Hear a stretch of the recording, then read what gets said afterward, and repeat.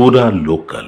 ఉత్తరప్రదేశ్లో జరుగుతున్న కన్వర్ యాత్రకు ఉగ్రవాద ముప్పు పొంచి ఉందంటూ నిఘా వర్గాలకు సమాచారం అందిన నేపథ్యంలో యాత్ర భద్రత కోసం కట్టుదిట్టమైన ఏర్పాట్లు చేశారు. దీని పర్యవేక్షణ బాధ్యతను యాంటీ టెర్రరిస్ట్ స్క్వాడ్ కు అప్పగించారు.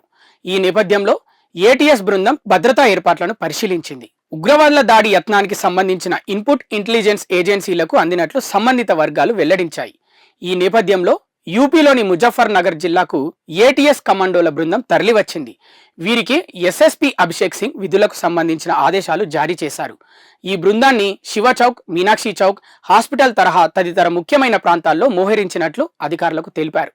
దీంతో పాటు anti sabotage team, BDDS bomb detection and disposal squad కూడా జిల్లాలోని పలు ప్రాంతాల్లో నిరంతరం తనిఖీలు చేస్తున్నాయి. ఇవి ఇప్పటి వరకున్న అప్డేట్స్. మరిన్ని అప్డేట్స్ కోసం చూస్తూనే ఉండండి పూరా local, your choice for local voice.